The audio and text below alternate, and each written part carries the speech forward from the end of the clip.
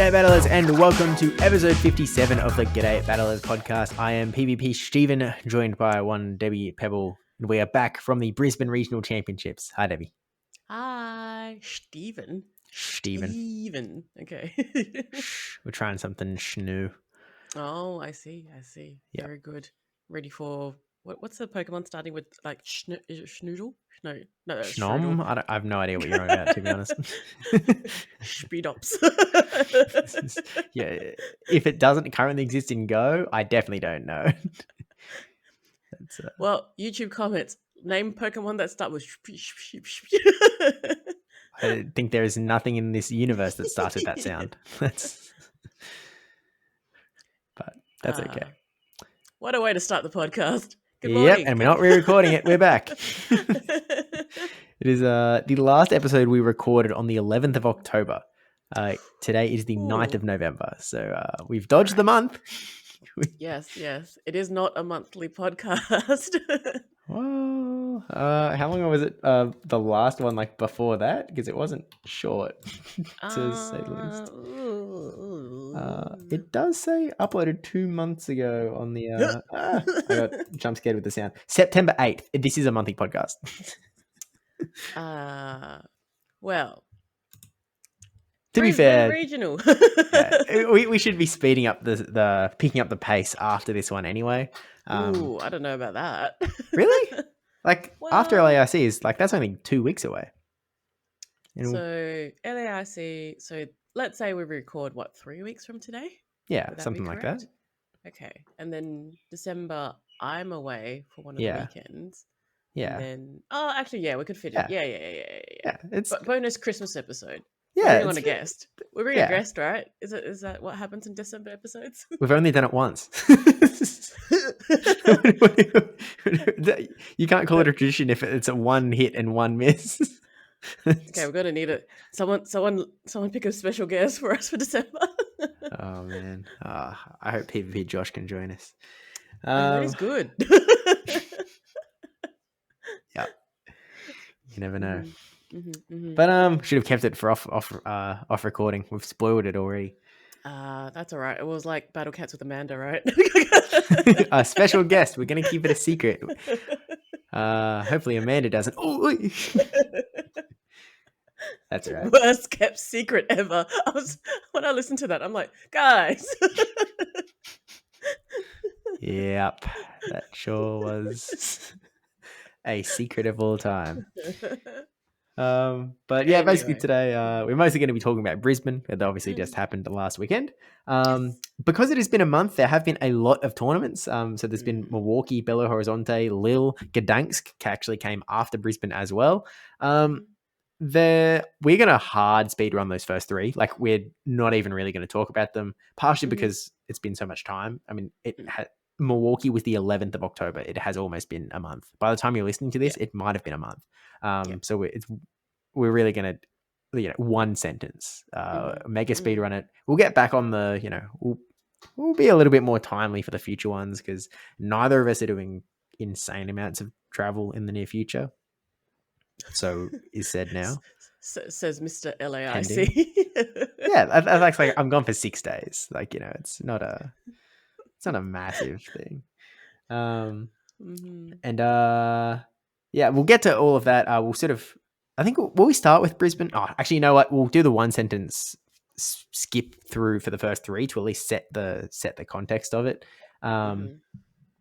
Although the one preamble to throw in before we get into Brisbane et al. Is the fact that we finally do have an announcement of the second regional in Australia. Event 2, which Blastoise. The Blastoise event that was not announced until after Brisbane, which for reasons that will become very clear in like 10 seconds time, pretty unfortunate and pretty yucky that it was announced after Brisbane. And you sort of already had to make a call whether you were going to Brisbane or not.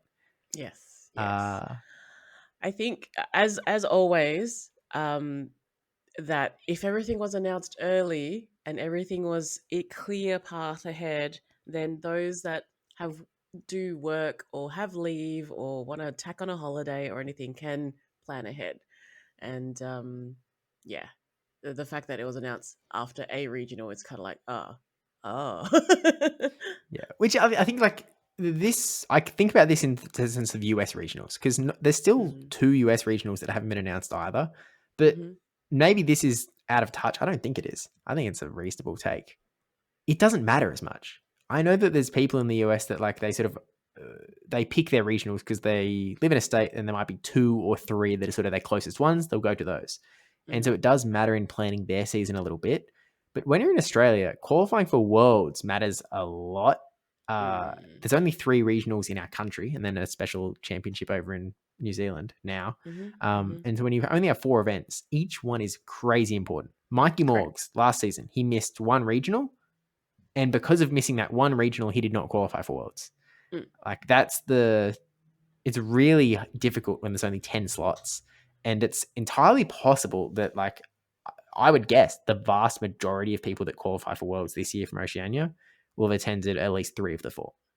mm, With that said, we got the announcement after Brisbane that we do now mhm. have Sydney Regional Championships. So Sydney's back. So Yep. woohoo! Yep. Wait, Uh-huh, wait. uh-huh, If we have Sydney, hang on. Didn't there used to be another one that wasn't Sydney? uh-huh. Wait, what happened to Perth? Oh my gosh, have we lost Perth regionals? Yeah, yeah. So ESL made the announcement a couple of days after Brisbane that they're bringing it back to Sydney. Congrats, Sydney. I am actually very happy for Sydney. I think Sydney should have a regional. Yeah. However, the way that they kind of announced it made it like a made it the post sounded like a farewell to Perth. It sounded like we've done our time in Perth. Moving forward, when we've like going to Sydney. So yes, there is no Perth regional for 2026 season. However, I don't know if it's coming back.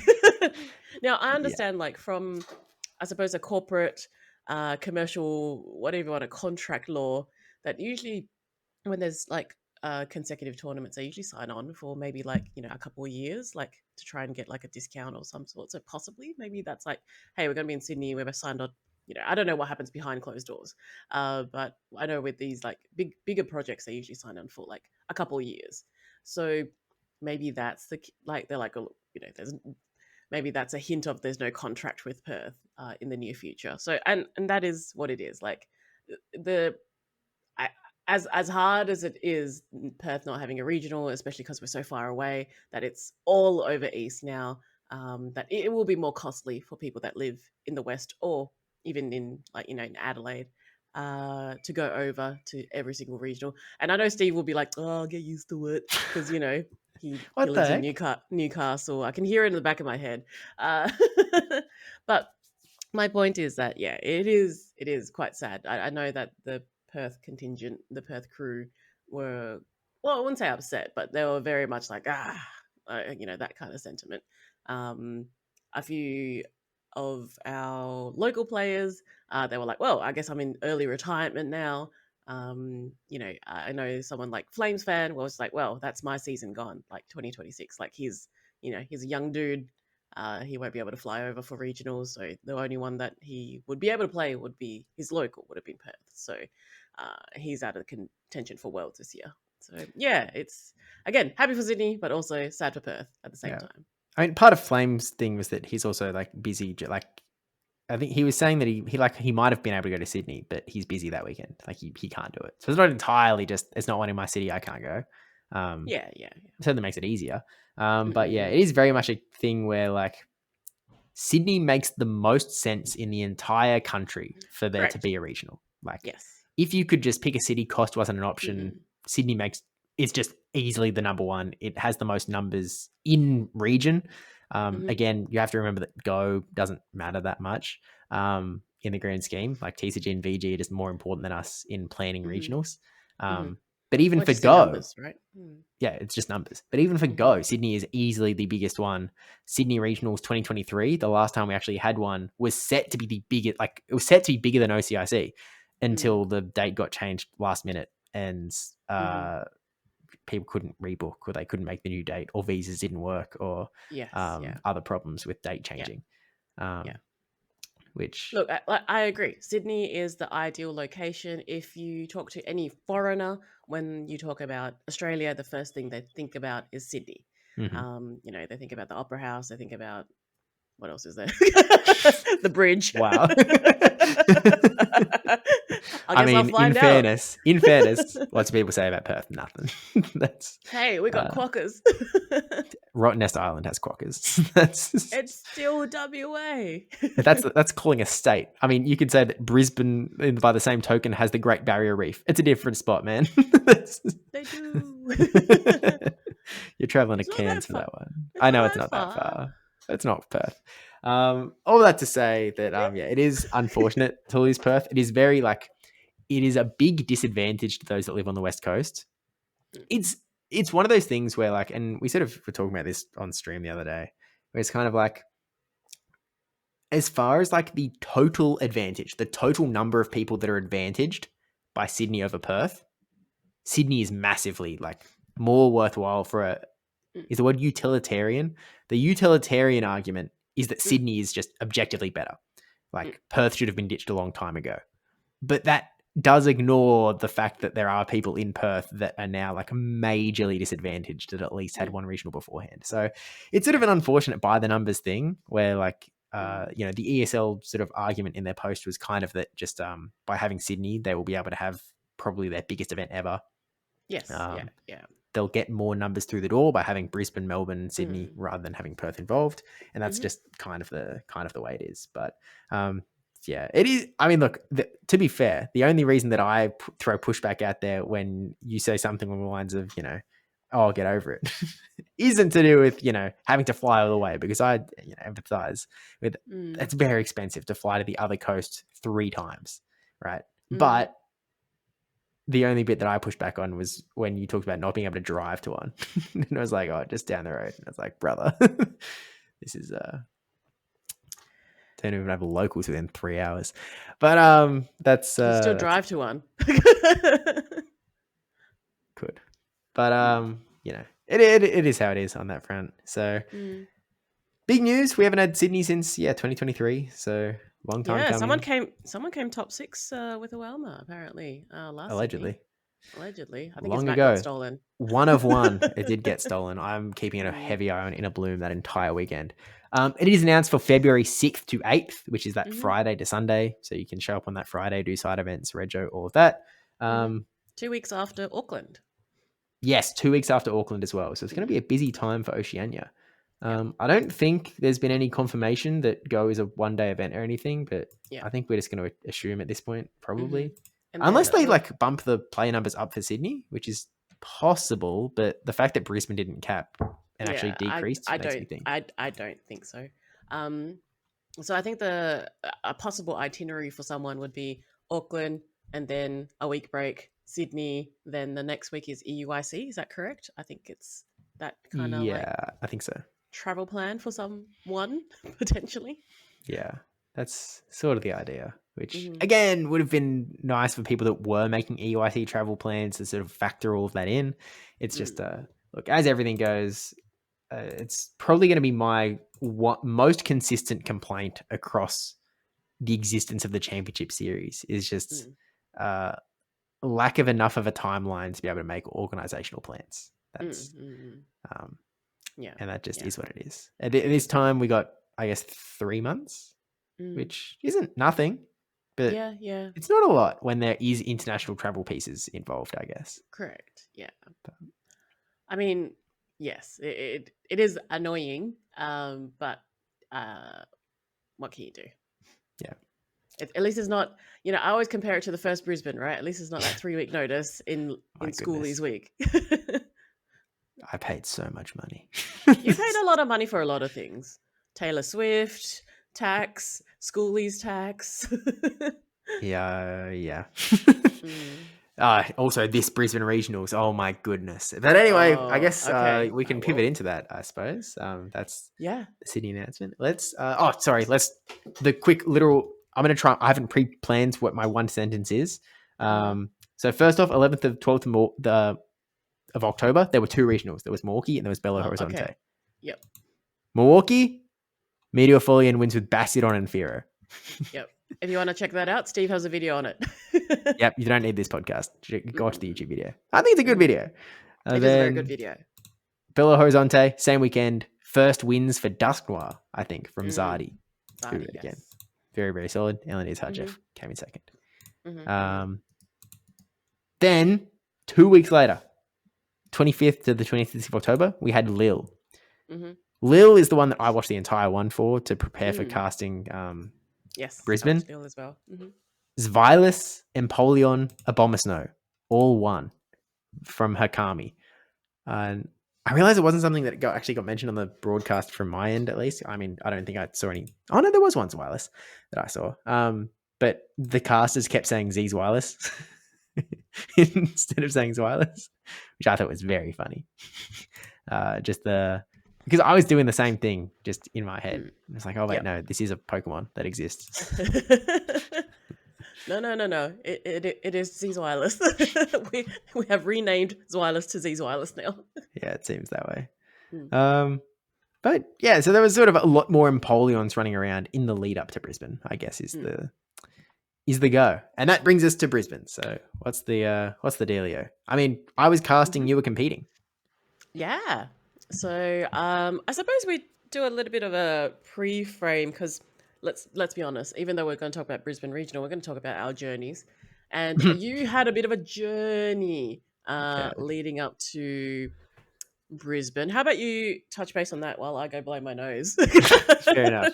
Okay, well, yeah, the Brisbane preamble, this is certainly the most difficult trek to a regional I've ever had. In that, for those that are not aware, I think we might have mentioned it at the end of the last one, sort of why we weren't going to have an episode for a little while, is I was going out to the middle of the country for work.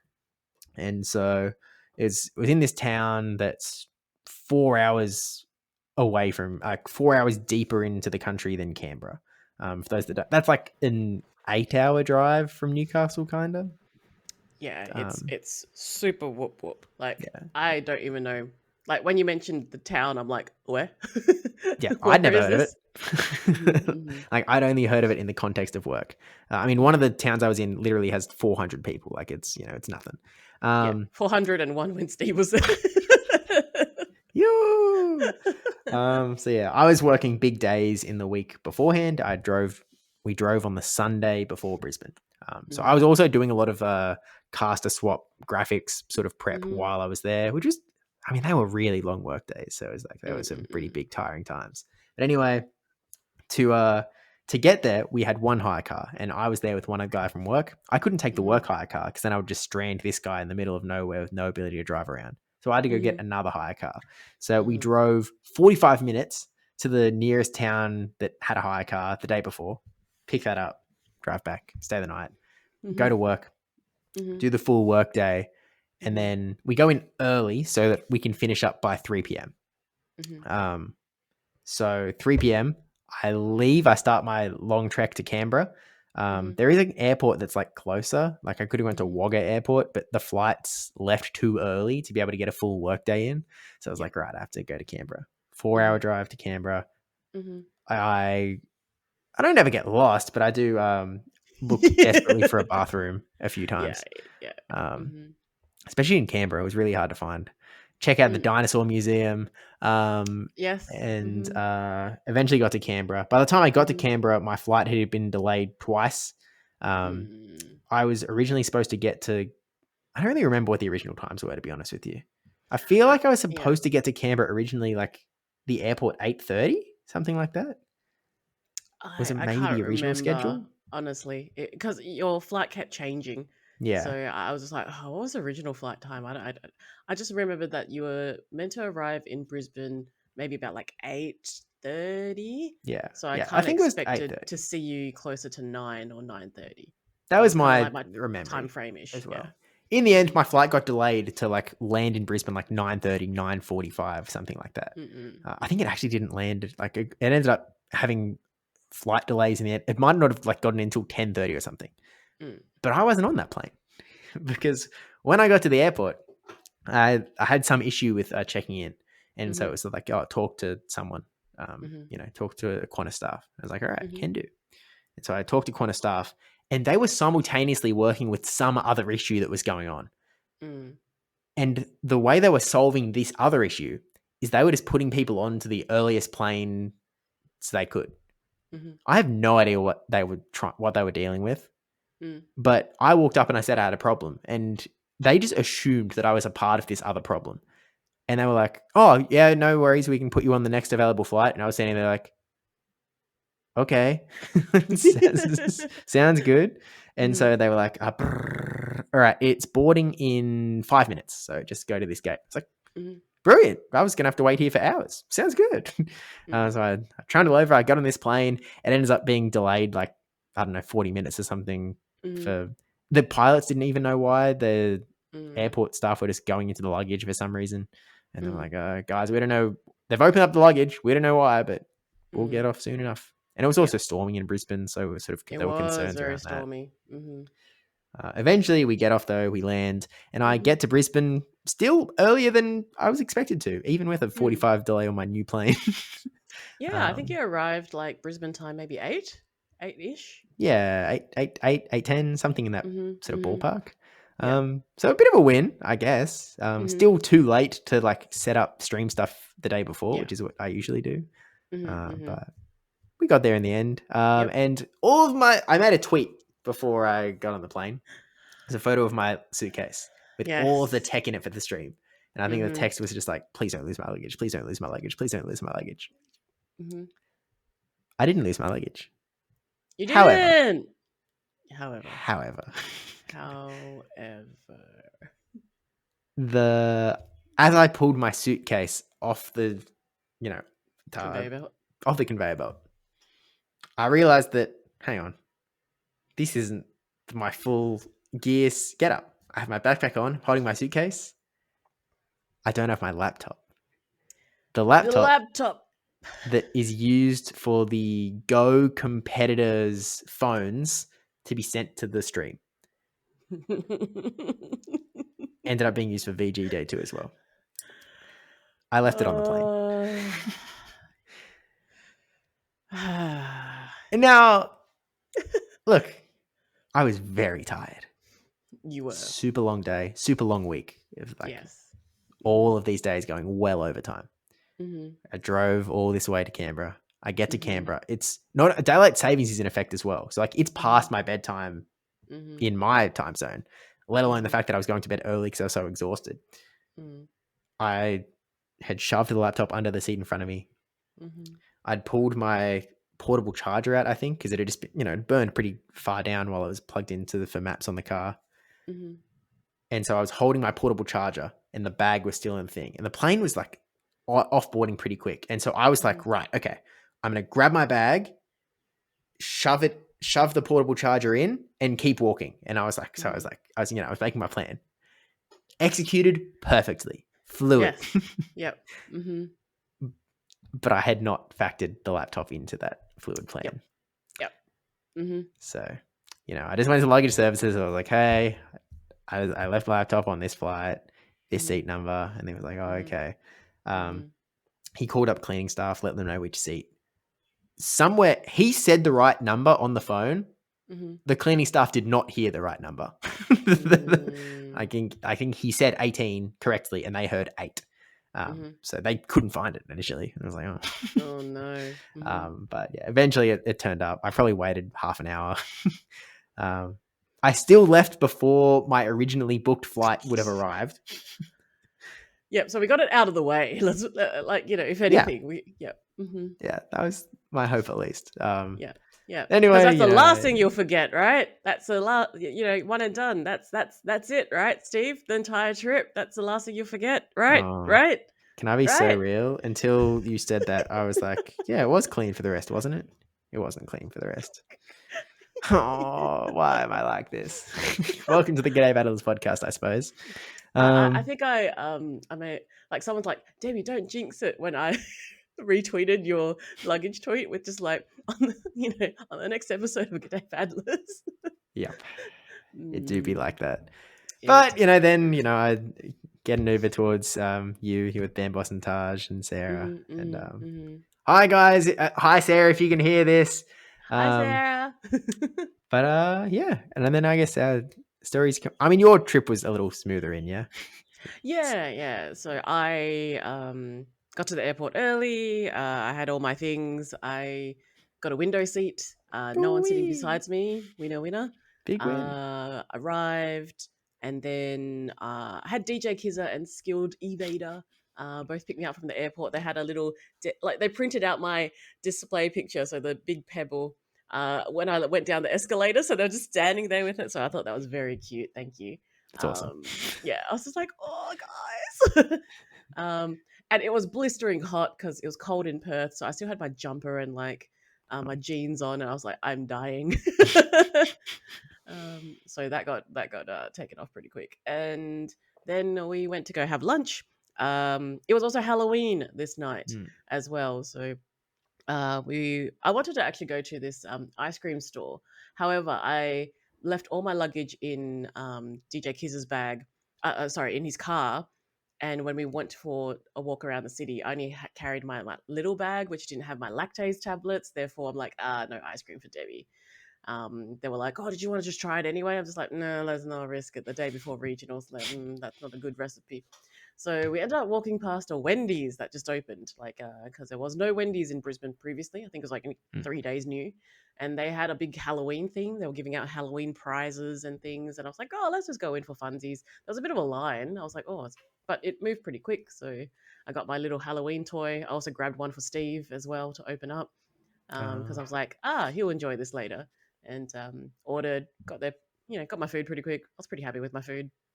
And then afterwards, I was like, all right, let's go to the convention center. Went to the convention center. I did my rego. Was really quick. The rego was extremely quick. I was like very impressed with the efficiency of the registration. But I suppose they had to be given the side events were on. So they were just like, all right, rego here, side events. Like they were just under the pump. And because Steve was obviously, on the plane or driving at that time, I checked Driving all because you the called me up. yeah. I checked all the cords. I had my laptop with me, which would end up being the streaming, the caster's laptop. And I tested all the internet cables for VG, for Go, for the streaming table. Everything was fine. Just needed some extra like little bits that ESL could sort out later. So they were like, "Yep, we'll be on top of it tomorrow." So I'm like, because they were so busy with side events and other things, caught up with the crew. So we kind of just managed to grab a table somewhere, and everyone just kind of huddled there. And then we went to go get food. We ended up at GYG. So uh, was it Guzman something? I know it was just GYG. Yeah, and we ended up eating over there. Someone left a playmat on the table, so how embarrassing! Yeah. Oh my gosh. So I didn't want to put it on the Discord going, oh, someone left their playmat here because like, it's a playmat. It's worth money. So I was like, you know what? Someone will say it instead of me putting an announcement. So I did ask a few people, I'm like, hey, have you got your playmat? Have you got your playmat? They're like, yeah, it's my bag. It's my like so everyone that was there eating at the dinner had their playmat. So I knew it wasn't someone that was there. Then we found out later who it was. So Godzilla, you left a playmat. But he did collect it afterwards, so it's fine. So yeah, everyone got their playmat, which is fine. Everyone got their card, which is fine. So yeah, we had dinner, and because I was still waiting for Steve, I was like, okay, well, Taj was like, Debbie, do you want to have a look at my goodie bag? And I'm just like, excuse me. And he had this like, I'll just pretend this is a bag, and he just like lifted it up from his bag, and it was like a silver shining bag of things. I'm just like, what on earth did you purchase like in Brisbane? He's like, I just went to a shop and got some stuff. I'm just like, what did you buy? Like, I was like, it looks so dodgy. And again, this is Taj, so of course it looks dodgy. And it's like, come to the apartment, I'll show you. I'm like, oh, okay. Which is, when you're a little kid and they're like, oh, don't go in the white van if someone like invites you to a white van. This is the white van moment. I was like, oh, okay, all right, I'll bring my luggage. Okay. No, I didn't actually have my luggage. My luggage was still at Zanzade's apartment, which was not too far from Bamboss's, so it was kind of worked out. And we get to Bamboss's apartment, and pulls out the goodie bag, and it's face masks, like not like the face mask to cover your mouth, but face masks to like hydrate your face so it look good for regionals, even though there's no face cam for stream. I was like, oh, okay. So everyone's putting theirs on, and the funniest was Bambos, because he's got a bit of facial hair, so it doesn't stick at this portion. So we had to cut it, and then the cut portion he just put on the top of his head. So that was pretty funny. The face masks were Kermit and Hello Kitty. So I was more than happy to go for a Kermit, but Taj gave me a Hello Kitty one, and I was like, all right, well, let's put this on. So we were face masking while putting our teams in registering. During this time, while we were registering our teams and waiting for Steve to arrive, someone lit a fire in the park opposite Bambos's apartment, and we called the police about it. So the fire brigade did end up getting there pretty much when you arrived, I think, at the same time. Yeah, I mean, yeah, I arrived to see the fire engine sitting there. So yeah. So it was a very large fire, and we were like, "Oh, what's going on there?" But yeah, and then thank you, Zanzaid, for dropping off my luggage as well. And yeah, then we finally got to the hotel after that, and paid the exorbitant Uber fee because Halloween it increased by 3 times with the Uber. Instead of usually 10, it was $30. I was like, oh my gosh. But it was raining, it was storming, it was late. Yeah, we're not walking uphill. yeah. So I guess that brings us to the Saturday, the one and only regional day for Pokemon Go. So I left pretty early. I basically I crashed. Debbie sort of packed a bunch of stuff that I needed to take, and so I grabbed all of these bags, went to the venue, and this was this time for the first time we had Go and VG streams at the same time on day one, and then just a VG day 2 stream for the next day. And so I was setting up all of the tech and whatnot. I sort of focused on VG first because their stream was starting 30 minutes earlier than the Go stream. So I was like, oh, I'll get them up and running first. Yep. But I realized that I was missing the Go caster laptop, which is Debbie's Go laptop. My laptop. This current because Debbie laptop was charging it. Yeah, so I the battery obviously died when I was putting my teams in. So I was like, I better charge it before tomorrow, even though you won't need the charge, but I was like, just in case. And it was on my side of where we were in the hotel. So it wouldn't even be in your view, like when you were collecting your bags and stuff, because you would have got your bags and you were left. So I was still sleeping, I think. I was like, hey, have you got the laptop? I'm like, yeah. It's like, can you confirm? I was like, took a photo of it, because I was still half asleep. So it's on an angle. I was like, it's not the best photo. And eventually dropped it off for you. So actually, I think I set it up. It's like you were busy doing other stuff. So I got to the casters room. I'm like, yep, all right, here you go. Boop, boop, boop, boop, boop. Logged it in. I'm like, all right, you guys are good to go. I'm going. I'm going to go play downstairs. Bye. So yeah, you did miss that, but I don't think that's your fault. That, I think that's partially mine for not packing it in the bag. Yeah, look, I didn't miss it in terms of it's not like I didn't not pick it up. I didn't check that I didn't have it. I kind of just, there was one bag that I'm pretty sure it was in. It was in a bag the night before, right? No. It was not in the bag at maybe all. Maybe I was thinking my laptop. Because I said this was the laptop bag. Yeah. I put it in a shopping bag. So I'd internalized that it was going to be in that bag. That bag was heavy, had a bunch of stuff. So I was going to be in it. Yeah. It seemed, I didn't check, but I didn't have it. So that came relatively, I'm going to say late in the piece. It's not like Debbie came at a reasonable time for her. It was, she didn't need to rush. She was competing.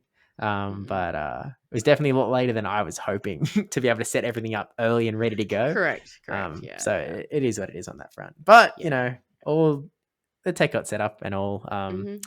This time we had a proper viewing area in venue that was really cool. It was very cool. So they had a screen. They didn't have we didn't have audio because we didn't have soundproof headphones for the competitors. So you just could have had to watch it, which is fine. Like you got to sit and chat to Yeah. everyone. There was proper seating, screens, all the rest. Which Aria Bacon in the Discord, they were like, I remember them saying like they didn't consider that to be special because that's the norm in North America and Europe. Like I everyone has this know. stuff. I And so know. when they It were like, was. "Oh, you don't have these," it was like, "This is a big deal for us." We've never had an ability to watch the battles in venue before ever. I know. Like she was like, oh, I was like, like you don't know how much it took to get to this point. Like 2022, we've had our first regional till now. This is our fifth Go broadcast. Yep. Yeah. Community And stream. it was when I was setting up on the Friday and had a look, I'm like, this is sick. This is awesome. Like, even though I didn't have everything up yet, I was like, oh, this is pretty cool to have that viewing area because it was TCG, VG, and Go. And I thought it would be like, when you're at Worlds or like in ICs that if you've got the side tables, it would just be the two at the end tables of like, like player A, player B. I thought that would be it, but it was actually the stream. So I was really surprised because I thought it would be actually them playing and just that, nothing in between. But it was actually, obviously we couldn't hear you, Yeah. but it was we saw the graphics and everything on the side. So I was like, it actually is the stream. But being the stream, it means that there was a delay. So when they're playing, I mean, like, it's going to be delayed anyway because you can't have it as like straight response. Otherwise, that could someone could collude and be like, oh, it's a bait, like, kind of thing. But yeah, it was still pretty cool. VG obviously had theirs, and TCG, they didn't have a stream, but it was still viewed. So they had a camera at the top, and some top players were playing. So that was pretty cool. So yeah, if that's the way going forward, I'm ecstatic. I think as someone that got eliminated really early, that was great for me because I was like, yep, cool, done. And then, I would watch in between the 5-hour challenge afterwards. Yep. Yeah. When ESL sort of asked me, like, can we get a stream feed onto these screens? Yeah. I was like, first off, awesome question. Second off, let's figure out how to do that. I need to learn how tech works. But I was like, oh, this is sick ass. So I sorted that out, and it was very. I think it's better than just having the phone screens, so you really sort of know what's going. Even if there's two talking heads that you can't hear, there's still stuff going on. It feels more alive. It feels more real. Yes, yeah. And you got to see the interstitials in between as well. So it was it was really cool actually. I out of again, Oceania, we've been dry and barren in the viewing department, so this is a heap of a step up compared to the usual hover. Yeah. I thought the TCG was very cool as well. So, like, as you said, there wasn't a broadcast this time. There has been a TCG broadcast confirmed for Melbourne. Nothing's been confirmed for Sydney at this stage, but Melbourne at least has confirmed to go VG TCG stream. So, I mean, I don't even have to be coy about that one. It's like, there's probably, let's treat it as if there's going to be one. It's just been hard confirmed. So which is awesome. So should be cool. All three at once. But did really, you want to really talk through your Brisbane competitor experience? I mean, like, I haven't competed in a while, so I was a bit rusty on the whole competitor front. I did try and do a couple of locals beforehand to try and dust off the cobwebs. I didn't finalize my team until like 10 o'clock the previous night because I was just like, I'm in an R-ing over things, and I'm just like, it's not Debbie-esque. And I had Adam and Jai look at my team before I locked it in previously, and they're like, Debbie, get rid of these two. I was like, I was already set on these two, and they were just like, nah, you're too weak to Corviknight or whatever it was. And I was like, okay, back to the drawing board. And then at the end of the day, I was like, nah, tried and true. What does Debbie go for? So changed a few Pokemon out, and I ended up bringing Wigglytuff. I ended up bringing Clodsire. I was like, yep, bulky and cute. Let's bring him in. And still, kind of worked within the meta as well. A lot of things were very weak to a Wigglytuff, especially, in this, I suppose, like with the Dusk Noirs and Pangoro. Pangoro. There was a lot of Panda. as well. But unfortunately, there was also Empoleon and Sizor and Corviknight, you good old steals. But yeah, was quite happy with my team. Locked it in. Obviously, played. First opponent was someone that I think it was their first tournament. They're originally from New South Wales, and they brought in a team. They just wanted to try it out, which is awesome. We always encourage new players to come out.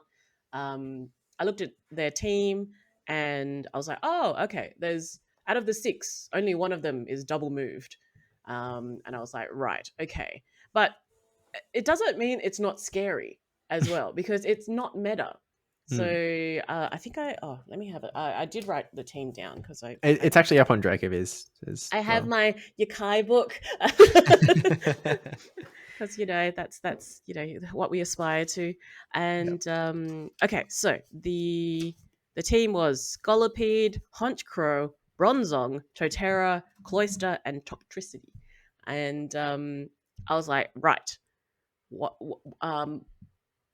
I was just almost like confused because I was like, okay, obviously I have a very meta-esque team, but I was like, what do I like? I had to go through and like make sure like I knew what moves it has and other things. I was like, it's almost like harder in a sense because I was like, what's going to happen here? I know that I have the Pokemon advantage. I know that having Yes. a Credillion, a Corsola, and a Gastrodon should mean that I'm good here. But yes. What do I like if I get my Galarian Corsola stuck on the Honchcrow? I'm gonna lose. Yeah. Maybe not. Maybe, to be honest, Nightshade probably does a lot to a Honchcrow. Yeah. Power gem that. But still. But yeah, so but he was lovely. I got Bamboss to have a chat with him as well to try and get him into some locals. I'm just like, look, he's obviously got the passion for it. So I was like, yeah, get involved. I'd love to see you in future regionals. I won that one. And poor dude, the next battle he had was against Charming Pori. So he went from like me to Charming Pori next, which is the top South Korean player, and the South Korean champ 2025. And I think Charming Pori was just like, trying to get him to send a battle across, and he was a bit confused. And I had to tell Charming Pori, like, it's his first tournament. He's like, oh, okay. I was like, okay, like, not like go easy on him, but like give him instructions, like take it easy. But yeah, and then after that, I think it was Cola next. After that match, and I think that was pretty close. Cola ran the classic nighttime clasher team, so I was just like, all right, here we go. And Cola actually said that out of all his matches on the Saturday, that the one that raised his heart rate the most was my battle. Like he had his smartwatch on that kind of told his heart rate, and he was like, apparently like mine was the highest. And I was like, yeah, it was pretty close battles, and I think I played well. So it was just unfortunate, and I'm okay with that. My goal for this entire regional was just it wasn't to place well or to win or anything like that. It was just to play well, and just kind of, get the cobwebs out. So I'm quite happy with that. And then to jump in before we go to the next, like your battles with Cola are the only ones that I actually got to watch. Because I wasn't on stream at the time. I was sort of just standing behind watching your phone. They were crazy close. You did play well in those matches against Cola. So I was like, I was watching it. I was like, oh dang, Debbie's got some skills. This is a solid game. Something happens when Debbie actually tries. Because I mean, going into this is also sort of the first, I guess. I mean, you haven't played a regional since the 2023 season, I suppose. Melbourne 2023 or something like that. Like it was one where we were no, meant that to was stream OCRC. No, it was one of the Melbournes that was meant to happen but didn't stream. It was just that was the last one. Oh, 2024. Oh yeah, you're right. 2024 Melbourne. Yeah. Oh no. Oh yeah, because Perth was the last one of the season. Yeah, you're right. Perth was streamed. Yeah, 2024 Melbourne. But this is sort of the first one that you've sort of gone in with, more of an understanding of like move timing and prep time as well, instead of being like, well, there's no stream, so I'll just play anyway. It was just just Yeah. throw something together. I did throw something together, but still a bit more prep time ahead. But yeah, so I was like, okay, all right, cool. Thrown into the losers bracket. So I was like, yep, that's fine. And I was like, okay, I'll wait for my next opponent. And I sit there and just waiting for my opponent. And then Lily Bear comes up to me. She's like, Deb, I think your opponent's a no-show. And I was like, oh, really? Winning! This is the best news ever. We take those. We definitely take those. And so yeah, I was just like, winner. So, there's me going up to the desk and be like, mine was a no-show. It's like, okay, cool. And then my last opponent was Silver, and I just got hard RPS. Like I ran my first line hard RPS. He won lead. He won the game. And then I was like, surely he's not going to do it again. I was wrong. He did it again. So I was like, it is what it is. So yeah, I was totally okay with that. So I was like, yep, I'm out. That's fine. Before lunch, as I expected. So I was like, yay, I could go and eat lunch. And then, yeah, I was just kind of hovering around. I signed up for the challenge. That was a little bit later that day. Just hung around the viewing area. And yeah, just watched some awesome stream happen. And like, you guys were so polished, by the way. Like, from my end, I could just see like everything run really, really smoothly. Yeah, I mean, the boys looked good. You guys looked good. Everything looked pretty cool. Yeah, like I said, it was great to have the viewing area because I could just see everything from that end. And it was funny because like this time being a player, people were asking me questions about the stream. It's like, Debbie, who's on next? I'm just like, oh, let me have a look because I was in the production chat. I was like, yeah, these guys are on next. Oh, yep, you're on next. I had a chat with the Japanese players. I'm like, you're on next stream. It's like, streamu. I'm like, yeah. So I was like lining them up already for you. But yeah, it was funny. Like people just like, oh, do we go for lunch now, Debbie? I'm just like, what are you asking me? I'm like, I'm just a girl. I just play. The problem is that you start answering the questions and then and then you keep answering the questions and then you're the person that asked the questions and then I just helpful. I can't help it.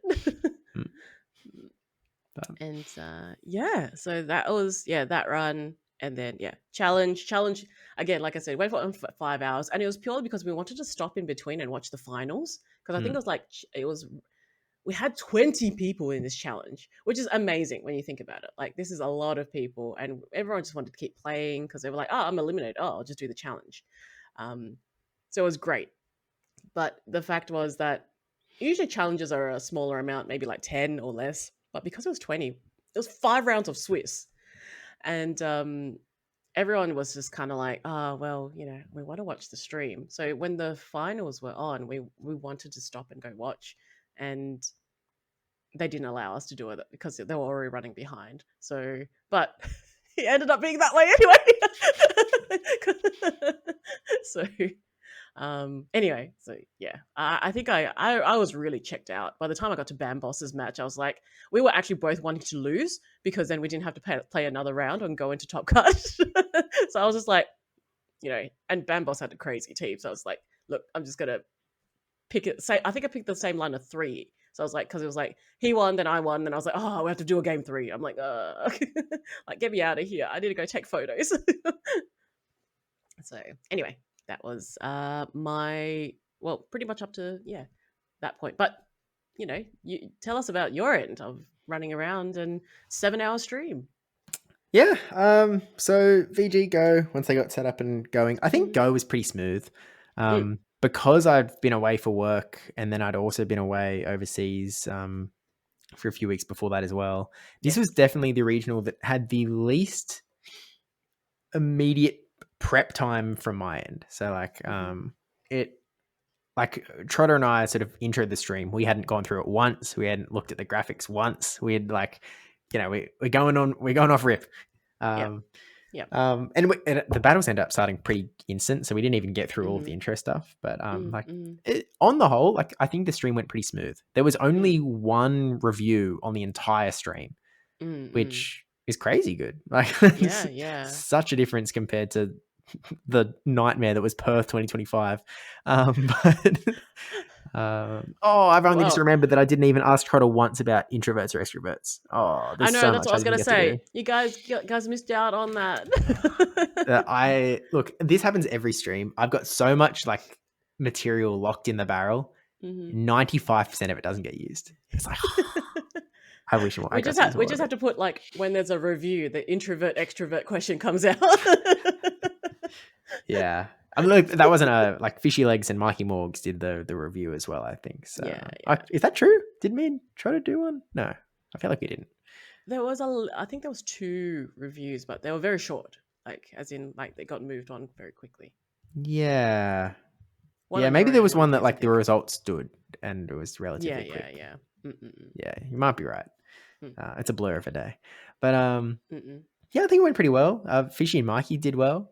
I mean, Fishy, it wasn't his first time. It was Mikey's first time on the community stream as well. I laughed when I looked in chat and someone's like, "Is this Lyle's Jeff?" Yep. Lyle Jeff's the 4th. But yeah, I think I did well. Tried to do well.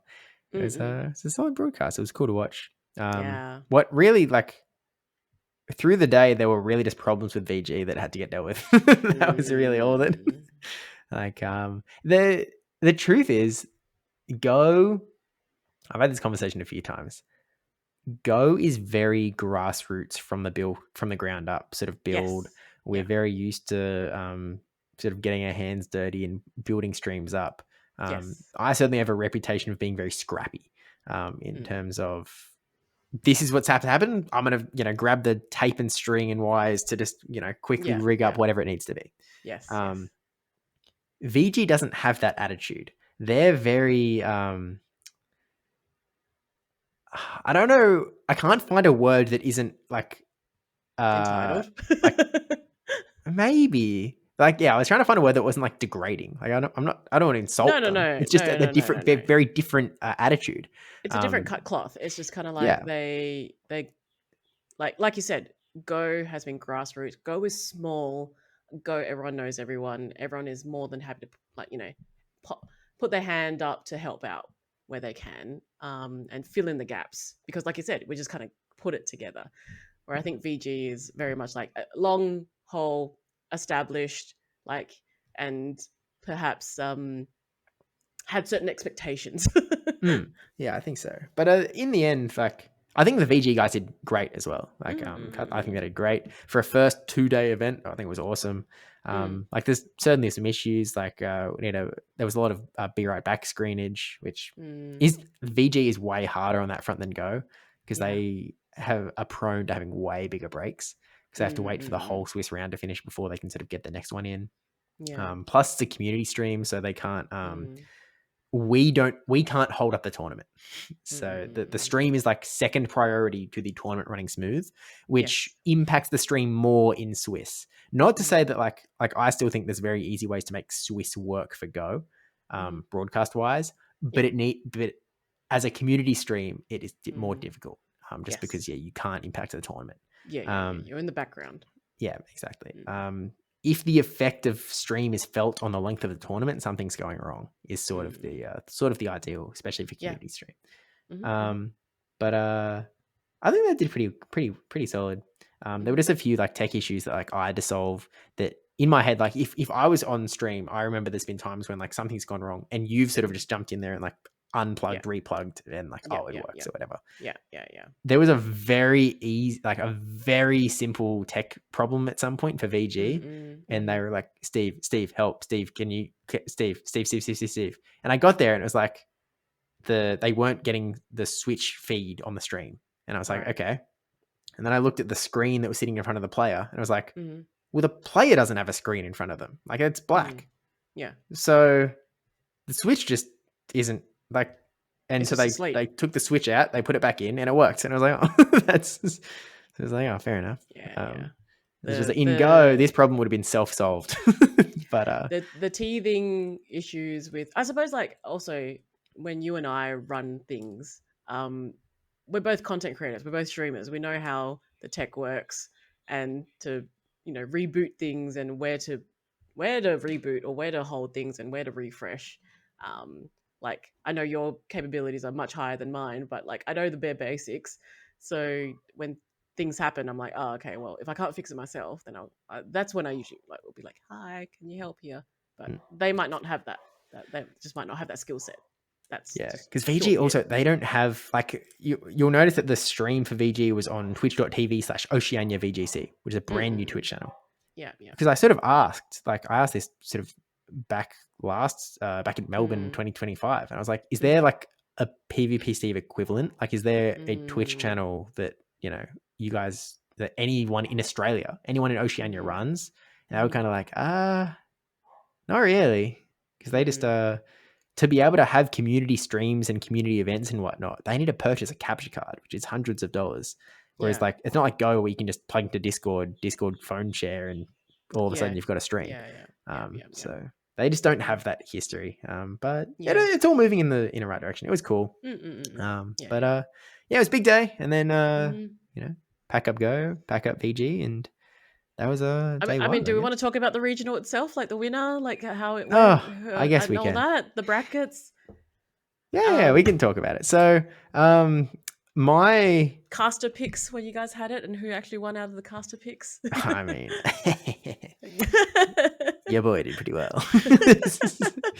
I'm just setting you up. I'm just setting you up right now. Thanks. You're welcome. I mean, we can. I don't know. I always get a little bit stuck in this bit because my gut always tells me to like set it up as if it's like an unknown story, right? And sort of like lead it through as it's happening. When it's like, we all know the result. We do. So look, we did. It was epic though. I think that every streamed battle was entertaining. Like, there was nothing there that was filler. I think everyone played really well on stream. I think there were funny points. I think there were there was like really high skilled points. It was and a very, very, like, I don't know, not, like the finish, even like the last battle, like game 5, was just like epic to watch. My favorite part, when I say funny bit, was when Adam was versing Jumothy and he was trying to top left. Just because I was actually standing behind Adam, because I was like, just checking everything was okay. And I could just see his fingers doing this, and he just looks at me. And I was just like, dude, he's just like, get me out of here. I'm not winning this. Get me out of here. It was very funny. For those that didn't watch the stream, he still can watch the stream. The VOD exists, but he'd tap the top left button and then cancel. Exit out, and then type top left, exit, like back into the game. And still keep tapping. Because tournament rules, you can't actually, you shouldn't top left. You shouldn't top left. Yeah. And so he was just doing it for funsies. He was on stream. But people in Twitch chat were like, "Oh, bro, the top left button doesn't even work in this game." It's like, the first time I've seen the top left button not work. It's like, guys, it's working. I think that was JJan11. I was just like, that's just Adam being a silly Billy. That was funny. Anytime he's on stream, there's some silly Billy things happening. Oh yeah. If I had to sort of summarize in a few points the sort of the results or the flow of the tournament or the takeaways in some sense. One was a few takeaways. One is that Blastoise is huge in Australia. For those that didn't already know that from looking at NAIC or whatnot, it's just the case. Goodbye, Basti. It's Blastoise season. Yeah. And then there was actually, Mikey Morg set up these headlines that we didn't get to use because unfortunately we just couldn't get them set up in production in time. Right. But they were sort of you could sort of just call it predictions for what was going to happen in the tournament. And my prediction that never got to see the light of day was that it was something along the lines of no Bastiodon. There's a new Australian Pokemon in town and its name is Blastoise. Ding, nail on the head. Because there were 4 in the top 8. I mean, first, third, a top 6, and a top 8 or Blastoise. Mm-hmm.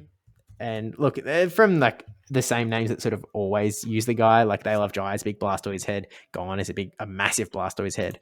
Jarmathy likes Blastoise as well. It's definitely a very common Pokemon.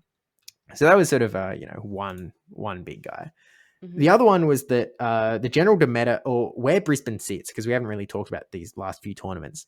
The way that the trajectory of the meta was going is we had this solid build archetype that this is the team. You can swap out the Ghost, you can swap out the Fly, you can swap out the Steel, but this is the roles that you are filling with each of your teams of 6 Pokemon.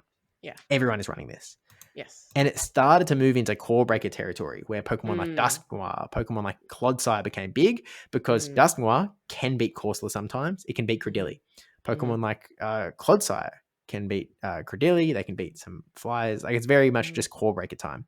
Yeah. Steels as well. Pangoro was another one of those big core breakers because it can beat Credilli and it can beat Galarian Corsola. That alone makes Pangoro usable. Yes. And it definitely got like it wasn't a lot of Pangoro. There were only 4 in the entire tournament, but they were all run by like very real battlers, which is when you have to start paying attention. So there's one from Gaunt, one from Fortois, one from Seb Nemo, and one from DHJJ who came in from Singapore and ended up coming top 8 as well. Yeah. I think I may have chat. No, I think I told, was it yourself or maybe it was with Enhoff when I was discussing teams and building my team, and I felt like there was 2 metas happening. There was the top meta, where it's just like you said, the Pangoros, the Empoleons, the Blastoises, like that kind of team. And then there was the team that was of October, and your Credillis, your Galarian Corsolas, your Gastrodons. And I'm like, okay, where do I adapt here? And for my gameplay and like I suppose like my prediction of longevity to the tournament, I was like, I got to work with this one because this one, like, if it happens, it happens. I think I said similar. Like this is what I felt going into Gdansk last year, where it was like, okay, this is what your average player is going to be running. This is where your top player is going, and I really struggled to know what to do in that setting. And so at the time I made the same call where I was like, look, I'm going to go for this core breaker. I went for Skarmory. I was talking with Yakko about it because I was like, okay, this is going to set me up really well into the average player. It'll suck in Top Cut. Like if I were to get to Top Cut, I would really start to struggle, but I've got confidence that it's the right team read for the lower half of the tournament. And my results may not show it, but the team read was actually spot on. It would have been perfect to get into Top Cut, and then it would have started to bomb as soon as Top Cut came around. And it's a tough call to have to make. I felt the same. I feel like I went with the exact same strategy into Brisbane. I looked at my team and I'm like, I mean, we can talk about Sunday later, but I looked at Rick's team and I'm just like, oh no, we ain't winning this one.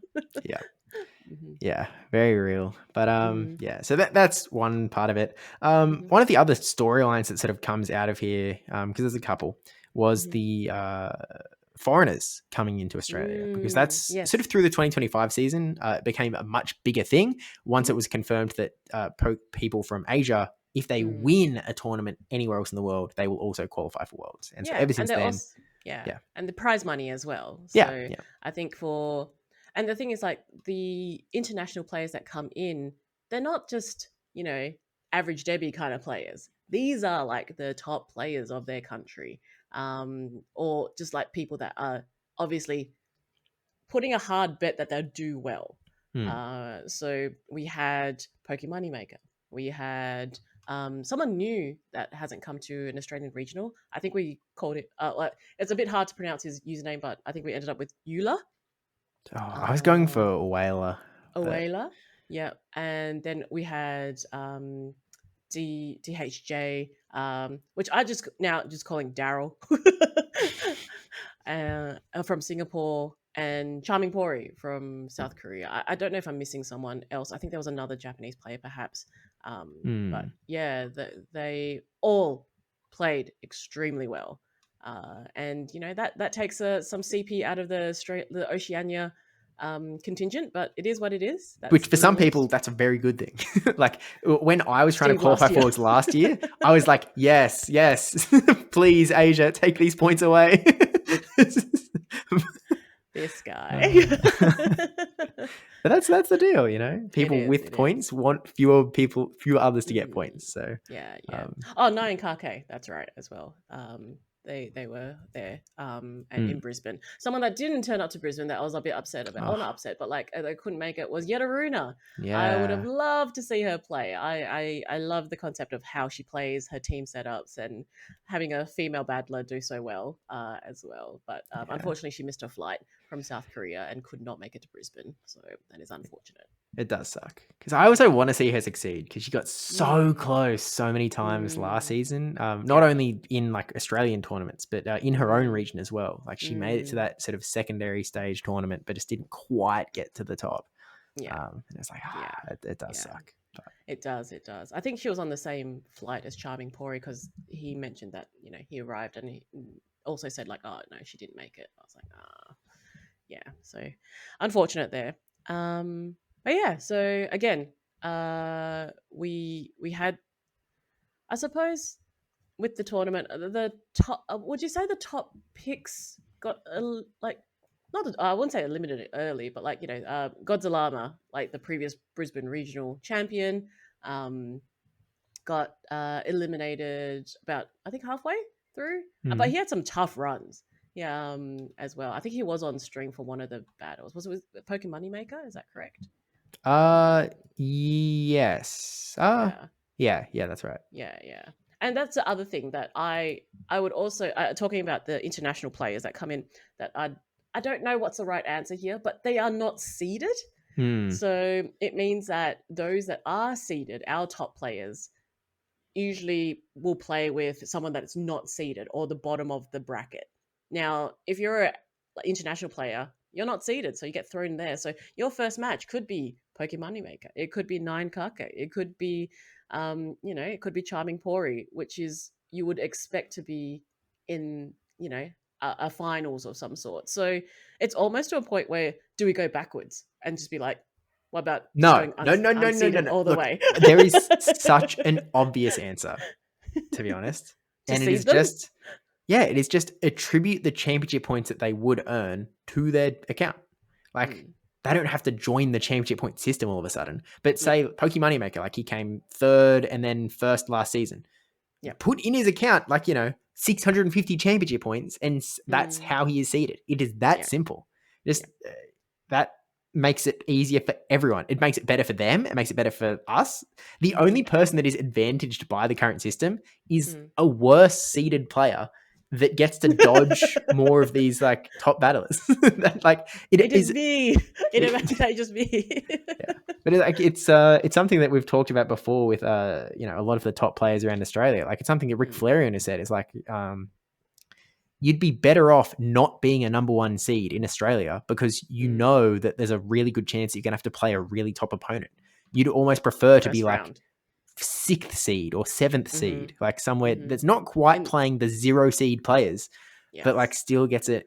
Like, it's not how the system should work, Mm. unfortunately. But Yeah. yeah, I would Send really love to see feedback. that change. If anyone is Yeah. still listening and the feedback form is still there, send feedback about it. That would be good. Um, But yeah, yeah. but you said the top picks didn't get through. I don't know about that per se because Mm. as you mentioned on the That would have been my cast, top pick. Godzilla, Mm. Previous champion. it's so cliche. It's Are you calling me just basic? your words, not mine. Oh, he But did. look, we had the players to watch thing with the casters, Mhm. and Fishy Legs put in Godzilla. Mm, Try to put in They Love Jai, which is also a mm, very fair call. He's mhm, two-time mhm. second placer. He did great at NAIC. He This did time he well ended in up top Lille as six. well. Did well in Lille. He got points. Mm, Yeah, came top six this time around.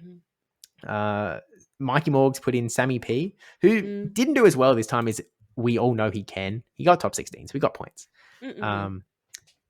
My pick was Jamathy because I was like, look, I've got to play Your this guy boy all the time. Jamathy. He's on top of his game. He's crushing in Mhm, locals. He's doing really mhm, well. He did well at Worlds, mhm, at NIIC. mhm. Like, he knows a thing or two about this game. Yeah. And then we got to the top four of this tournament. Mhm. I mean, the top eight we had Avrip and DHJ in that top eight. They Love Yeah. Jai and Whaler in that top Mhm, six. The top mhm. four was Jumothy, Rick Flareon, Gone 1001, and Pokey Moneymaker. Yeah. 3 Sydney guys. Your locals. It's literally my locals. Is I had to sit down and play these 3 goons. What the heck, man? Yeah. Very cool. Yeah, and then Pokey Moneymaker. So look, Yeah. I was personally like Pokey Moneymaker. Obviously, there's a great storyline, and if he sort of won twice, right? Yes, but he back wanted to do it back to back. You're right. Yeah. Really cool. But I was definitely sitting there going like, I really want a Sydney or top 3. Yeah. Look, didn't play out that way. Yeah. But when I saw the winners final, where it was Jumothy versus Gone, I'm like, I can't pick one. I would love either of them to go straight into the grand finals because they're both well-deserving players. And when Gone pipped like Jumothy there, I was just like, oh, Jumothy could still make it. Like he's just going to be versing Pokemon Moneymaker. Like, that's an easy battle. Yeah. And then like it could be still a New South Wales final. That was what I was kind of hoping for. Obviously, it didn't pan out that way, but very happy for everyone. I think, and even Rick, he was just happy to get a medal. He was just like, well, that's 300 championship points. That's a medal. Like he was still pretty happy with that. I think after his match with I think it was Pokemon Maker, he was like I think he was more like maybe he thought he could have played better, but still he was happy with the result. But yeah, I was like, still, again, someone that has been very consistent throughout every single season. Rick Flareon with a medal, like you could. That's a sure bet. Sometimes you just go like, there it is again. No one's surprised. Yep. And he was running something a little wacky in Altaria. Not that it's that wacky, and more people are starting to pick up on it. But I was talking to him before the tournament, and he mentioned that he was running. He showed me his team, and I was like, Altaria is real, man. And he's like, yeah. He was sort of like, there's so few fairies running around that he was sort of like a floor just being the only one, and they both of their charge moves are resisted. Chilling Water and Trailblaze. That is kind of like, if there's no fairy on the other team, Altaria comes every game. Like that's just fairies are starting to increase, but still. So Rick Flareon fourth. Should mention as well, They Love Jai was running that Shadow A9. Of course he was top 6. Yes. Whaler was also running Wireless to top 6. But moving on, was Whaler the one with the Return Superior? Yes, Return Superior came top 6 as well. Which when Treader and I were casting, we saw him I think twice, but he never ran the Return Superior when we saw him. But it is pretty funny. I remember Rick was like, "Oh, what's your next match?" He's like, "Gets a Return Superior guy." I was like, "Awesome." Yep, it is pretty awesome. So Jumothy came in third. He had a pretty bad team comp disadvantage against Pokey Moneymaker, but he was running the Blastoise. And really Jumothy was mostly running the old archetype, I would argue. He's got the Credilli, the Ghost, the Gastrodon, the Flyer, the Steel, and the sort of flex pick anti-flyer Blastoise. He was very much running old build. I versed Jumothy in a practice tournament, and his team entirely changed. Because I was like, I really liked your team that I versed you the other day. And it's like, it's entirely changed, Debbie. I'm just like, why? It's like, I versed it in another matchup, and it was like completely weak to like Corviknight or whatever it was. And so he flipped it again. So I can see why the Blastoise came out. Hey, it did well. Top 3. There we go. Top 3. Pretty good for old Jumothy. Jumothy, like, this sort of is... it's not a breakout performance per se, but it is his first medal, his best performance so far. Again, like... Jumothy is like there's a reason that I put him on the caster picks, and it's not just because he's a local. Even though I think last time I put Rick, so maybe there's a pattern there. But I really think that he's someone that over the last year has just absolutely rocketed upwards, and people really have to watch out for him because he's coming for a win one day. Yeah.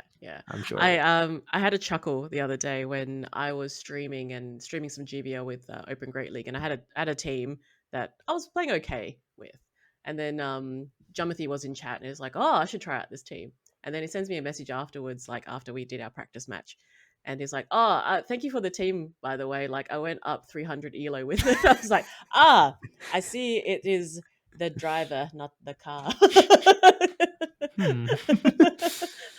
Interesting. So so good to know. I can create good teams. It's just the fact that yes. Anyway, continue. Yeah, fair enough. So then we had the grand finals between Gone 1001 and Pokemon Moneymaker. You should really watch the set because it's really cool. It But is. we will spoil it now. Mhm. It's the one best of five. Gone is from the winners bracket. Yeah. First two games, Pokemon Moneymaker, just Yeah. crushes. Wins. Um, Wins. Yeah. he's running Shadow Annihilate, Fearow, Mhm. Shadow Mhm. Drapion, which Drapion was on my caster picks. It And was. that was I felt like a genius because when I was picking my caster picks, I mean, Mhm. I put Bastiodon on there for the meme value. I actually Yeah. didn't. I went into this tournament. I said it on the stream that Mhm. Bastiodon was not going to succeed in this tournament. I put it up No. there for meme value. Like I Yes. was Yes. Yes. Yes. confident this was not its Mm. time. Just because of the move towards Clodsire, Dusknoir, etc. It's like Yes. Bastion's time was Yes. over. Mhm.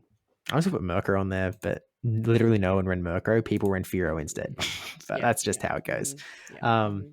but Drapion was one where it was like, it was a bit of a, if people are moving away from Mudslap, they're moving towards Clodsires. There were some Diggersbys running around at other Yes. tournaments as well. Yes. Moving on to these alternate dark ground types.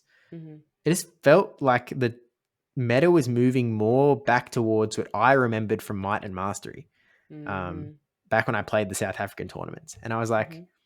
at the time, Drapion was really good. And I was just thinking about Mhm. the meta, and it was like, if we lose Mudslap, this guy's huge. And Mhm. for the record, if you look for Mudslap, there's no Mhm. Mudslap in the winners team. Mhm. Pokey Moneymaker was running Mudslap. Mhm. There's 3 Mudslappers in the top 6. Oh, 3 Mhm. Gastrodon. Oh, there's a Marowak in there. There's still a bit of Mudslap running around. But Yeah. Drapion Yeah. is a big pick from the Asian players. Pokey Moneymaker ran it. Yes. Charming Pori ran it. Mhm. And Pokey Moneymaker ran it all the way to second. And it made it look pretty good, I think. It is. Um, It is like it paces very quickly. It just it can take a lot of hits and it is still there. I suppose like Zoomerall. It's just like one of those Pokemon where you just can't like as soon as there's a little bit of a tilt or a shift, boom, it's it's back. inevitable. Yeah. Yeah. Yeah. So But Gone 1001 was running the Blastoise, the Galarian Corsola, the Unova Stunfisk, Shadow Talonflame, mhm. Pangoro, and Mhm. the Shadow Scizor as well. So a lot of very offensive Pokemon, as well Yeah. as some bulk sort of lining it up. And yeah, Mhm. that first 2 games, Gon just got crushed. Like he Mm-mm-mm. could have played a bit better, but like Pokemon Maker just had his number. Yes. He called the right things, and Mhm. Mhm. Gon let his scissor go when he maybe shouldn't have. Yeah. Um, Mhm. the but then he reverse sweeps. Yeah. He Yeah. puts it all in on Scizor. He just Mhm. absolutely crushes Pokemon Maker right back. Game Mhm. 3, he makes a really. It's not like an insane call, but he makes such a good call, and he lets his Mhm. Scizor go down, and he lets his Galarian Corsola deal with Pokemon Maker's Drapion because he gives it Mhm. so clear that give it a shield.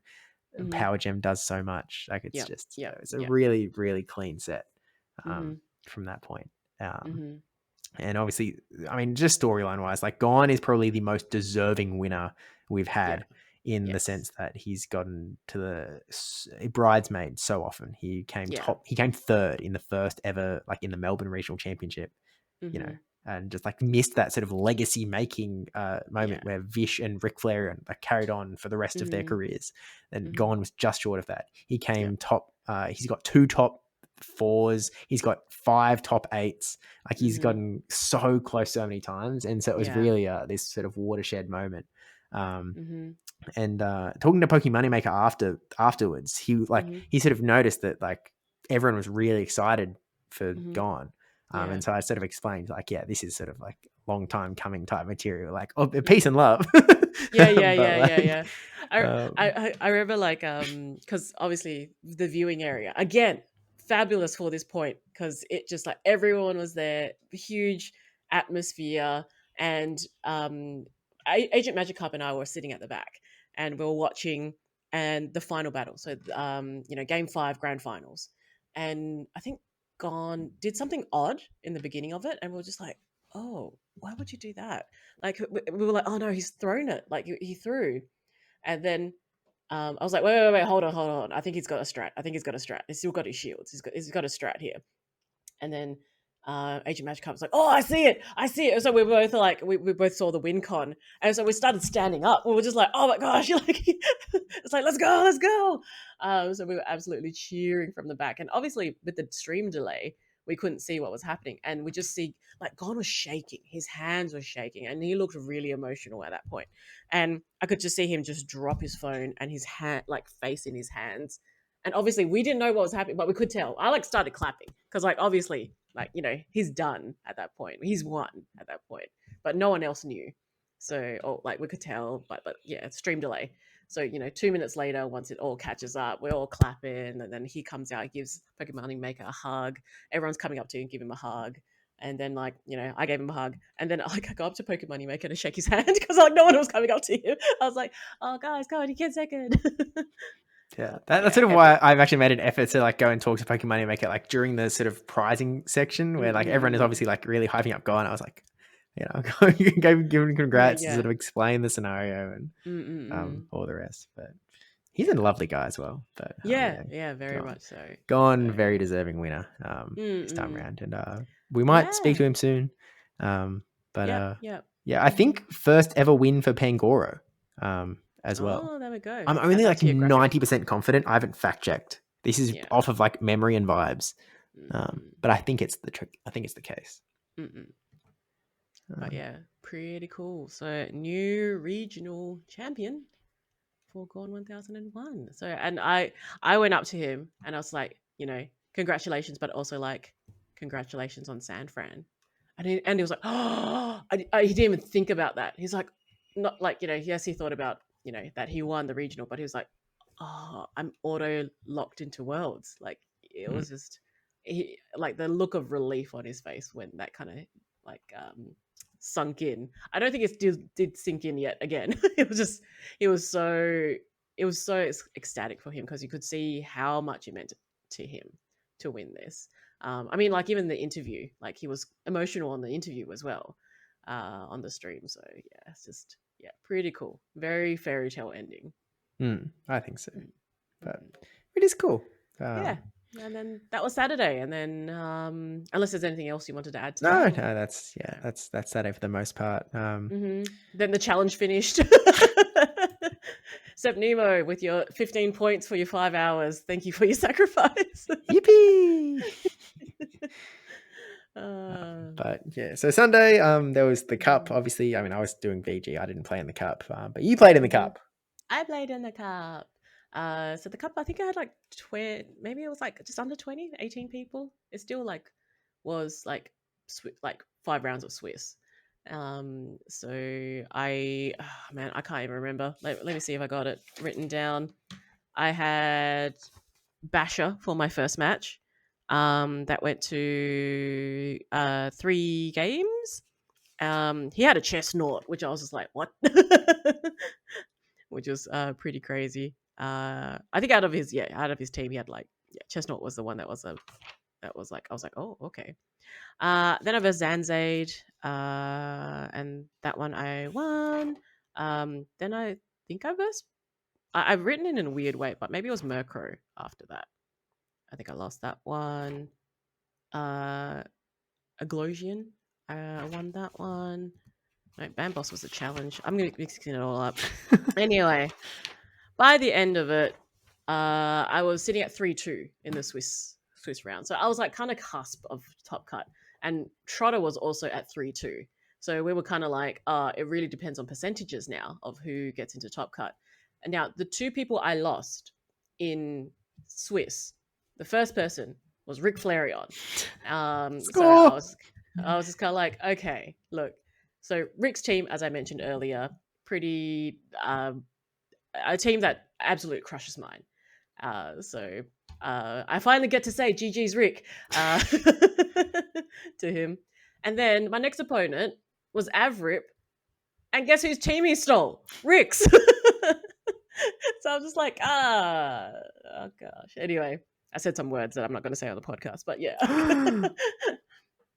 And I managed to go like 1-2 against Adam, so somehow pivoted for that one. I was like, oh, thanks, Rick, for the warm-up. But I lost to 2 people that were in top cut. So I was like, my percentage is probably going to be higher. And it was. So I got into top cut, top 8. Woo. Debbie got Suck it, 200 Trotter. points. That's the second Yeah. time that's happened to him. Yeah. He's like, I got robbed. I was like, Once yeah. again. Last time it was me. This time it's you. Yay. So Let's I go. was like, yay. At that point, I was also like a little bit flustered because I was like, oh, I want to do the sisterhood tournament. Mm. So like the sign up for the sisterhood tournament was closing, and I'm like, oh, I'm in top cut. So I didn't think I would make it very far in top cut, but I also didn't know what time I would finish and if I could do sisterhood. Also get lunch in between because I hadn't had lunch yet. So I was like, ah. So my top cut opponent was Fish on a Heater, and he brought a really wacky team. I mean, classic Fish, very non-meta. I don't know if I wrote it down of his cup team. That's what it was. Fortress Charger Bug. So for his cup team, it was Jellicent, Credilli, Alolan Sandslash, Chargebug, Como O, and Diggersby. Yeah. And yeah, I was just kind of like, So anyway, so I lost. Fish first, like, firstly he said like, "Oh, I think you're ahead of me in the play Pokemon like versing." And I was like, "Dude, I don't keep record of this. Like, if you're still holding on to Perth like 2022, like then sure." I'm like, Anyway, so yeah, lost a fish, got out of there, signed up for the sisterhood tournament, went to go get lunch, did the sisterhood tournament, and yeah, that was really nice. It was nice with the girls. It was very much dealer's choice, so mine was very much like, all right, auto rec, let's go. Did not go in my favor in some matches, but in the others it was okay. So yeah, got a whole lot of points for the prize wall. Managed to scam some points from others and got my Slurpuff, Swirlix, Swirlix, sitting cutie, and a whole lot of packs to open as well. So yeah, that was pretty much wrapped my weekend up. But yeah, overall I'm quite happy with the weekend. I'm happy with how I played. I'm happy with like the study and the work I did. Like it showed. So I'm like, okay, cool. It like this formula works. So I think the hardest thing for me sometimes is figuring out how things stick in my head. So whether it's like different types of coaching or different types of like methods, this worked. So I'm like, okay, if I were to do another one, cough cough, awkward. If hello, then this is the formula going ahead. So I'm like, okay, cool. Okay. Excellent. Yeah, so that was me. But yeah, you were running around doing VG stuff. Yeah. I eventually got you some lunch. Also, shout out day one to our favorite Greg from America, because he got like some like popcorn chicken at the venue. That was like quite good, actually. I'm sure the cost wasn't, but him, like, it was too much for him. It was huge. huge. He just gave me the rest. Yeah, other people were talking about it as well. Like I think Yeah. Trotter might have got it, and it was like it's too much for one man. Yeah. And so Greg gave it to me. Huge for that day one. that was so clutch. Thank you, Greg. It was very, very helpful. If anyone sees Steve, just feed him, just like because he would have forgotten to eat. It's not forgotten. It's just focusing on other bits. There's much to do. Yeah. One of the VG judges yelled at me for not taking a lunch break. So, oh, sorry. As they should. My bad. Yeah. My bad. I mean, I did line it up everything for you, but again, I can horse to the water. Well, look, like, so there was sort of food on the sort of table in the back, but like I get off stream and it's like, okay, someone's got to get down there now to start, making sure everything's good. So I insta leave. Yep. And then sometimes it's a VG thing or whatever. But yeah, it was a hectic weekend for me for sure. Yeah. But yeah, it was good. And I did a pack battle with Maddie. She cheated so hard. It's supposed to be best of one. I won the best of one.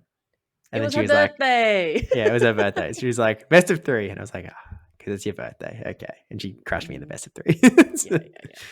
Yeah. But I think also, we can't have you take all the missing content, the lost laptop twice, I suppose. No. Debbie needs to talk about what she forgot, which was her credit card. At this point, I looked at my wallet and it was like, where's my credit card? And I looked at my statement on my app. I locked my card because I was like, okay, that I don't know where my credit card is. It might be at home. I might have left it in Perth because throughout the whole time I was paying through my phone, so I didn't even pull out my wallet because my phone was already in my hand because I'm playing Go, right? And I'm just doing things. So I was just like, boop, boop, boop. So I was like a bit panicky about that. So it added to the stress of everything because then because I locked my card, it also locked my Uber account. So I couldn't pay on Uber. So I had to unlock it to like book Ubers at the same time. So I was like, okay, I got to book the Uber to the hotel, grab the luggage, come back, blah, blah, blah, blah, blah, blah. So I was like, it just added more stress to the plate. Anyway, I found my credit card. It was in my wallet, out, not on the pocket that I checked. So, yeah. Yep. I just have to say it so Steve can feel better. Okay. Thanks. You're welcome. But I think that's it. And then you went back to Whoop Whoop, and I went back to Perth. I had my drive through the middle of the night. I got back at like 5 a.m. Had to go off for work like 7 or something. Back to work middle of the night. Not fun. Not a good time. No. And then another full week of work. Yeah. Before I get to get back home this weekend. So yippee! And that's Brisbane Regional. Yeah, that was Brisbane Regional. So I guess the viewing area was cool. Stream seemed to go pretty well on the whole. Yeah. Looking forward to Sydney. No confirmed streams for Sydney yet, but confirmed no streams for Auckland. That comes first. So yeah. I guess stay tuned. Congrats to Gon. We might talk to him later. And yes. Yeah, congrats to everyone involved. Well done, Debbie, on a pretty solid tournament as well. Thank you. Well done to you on a successful stream. Thanks. Yeah. And I'm sure the stuff we forgot to mention. I mean, I think we're supposed to talk about Taj getting points, the People's Champion, in the world's qualification zone. So we'll cheer on Taj as the season progresses. Yeah. Hope to see more points his way soon. He just needs to put more face masks on. That's why. That was the secret. That's a strat. All makes sense. Let us know if there's anything we did miss though. But I guess that's we sort of I don't know, sort of rush, so we can sort of YouTube comments, I guess, and then we can talk about Gdansk next time. Yep. So comment from Jesus EI5FS. They pebble the win. Mad respect for getting through customer service. Honestly, there's a few of these comments. Cola, OCE, luggage story, woo. Hawk Aussie, so we didn't have any angry Debbie, but instead of demanding Debbie instead. How did it get to Houston? Exactly why it went there instead of Sydney. We may never know. No, we'll never know, honestly. Yeah. This was because Murkrow was a support Pokemon in the first regulation of Scarlet Violet with prankster ability, increased priority of status moves. There you go. There we go. All in all, this was just chaos for New Zealand, and even I was just like, we're just trying to help you run well. It is what it is on that front. Coming from Ann Emma, which, by the way, thank you, Ann Emma, for being the one and only Patreon of the podcast. We appreciate you. Thank you. Coming for the YouTube algorithm thing. Yay, the lucky return. In Debbie we trust. It's why I'd never bet against her ever. She's resourceful and a powerhouse, and I wouldn't want to be anyone who would stand in her way. You're telling me. Wait. Why did that not sound like a compliment? What? Not from Ann Emma, but from you. No. I'm not standing in your way. Debbie, I hope you're charging Steve a premium for being his agent. It sounds like a lot of additional work for you. Comes with the fake Qantas wedding, I guess. Hey, Qantas, can you sponsor us? Need to pretend to be a wife a little more. Oh gosh. The only thing I could think of would ring back on.